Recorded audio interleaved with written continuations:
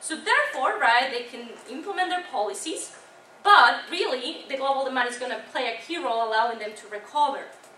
Well, and that brings me kind of to the next one, which is, well, if the global demand doesn't recover quickly, then we're going to see that governments are going to start getting into some restrictions to their fiscal policy, to their expansionary fiscal policy, because they are going to have less revenues to tap into it. They're going to eventually run out of these extra room that they have. Well, the next one I think is very important, but I think that policymakers in the region, in the midst of the crisis and the increase in unemployment, right, they might find difficult to be fiscally responsible. And that would be a shame, right, because we have seen how much they have improved in the 1990s and early 2000s, right? So it should be a priority for Latin American policymakers to make sure that they are able to ensure fiscal sustainability and solvency, right? Because if the countries start being perceived as unsustainable, then we're going to see capital flying out, right? And we're going to see less investment. So therefore, and then another thing that might make it more difficult for them to be fiscally responsible is that they have very small tax bases. So therefore, right, if we want to think about some policy that can allow them, right, to ensure that they are being fiscally responsible and fiscally solvent, is to think about tax reform that can allow them to improve their tax system.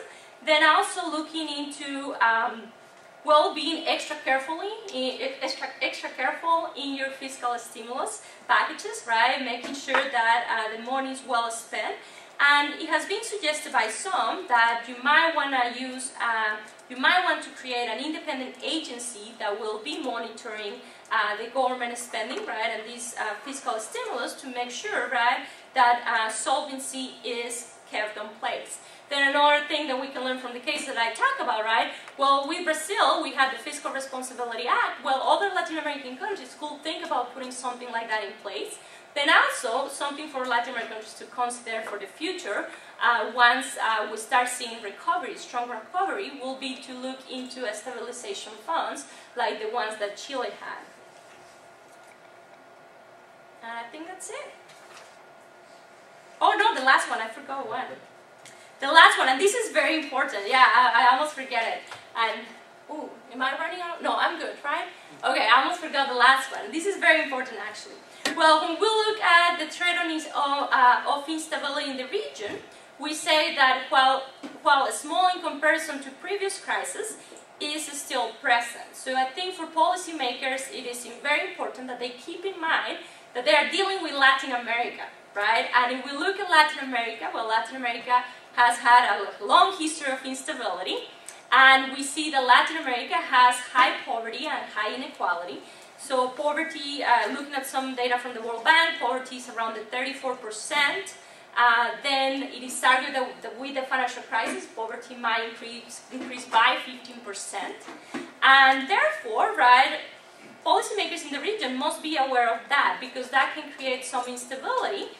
We can see some political instability raising up. So the approach that they must take to ensure that they keep a stable environment will be, well, first, making sure that they continue the process of democratization, that they strengthen their democracy, so that they have institutions that promote democracy, right, and they don't move away from the progress that they have done in the last couple of years, right? And then an important one is related to social spending. I think that they need to be extra careful to make sure that social spending is targeting the population at risk of falling in poverty. So they need to be able, right, to look into program evaluation to make sure that social spending is targeted in the right way.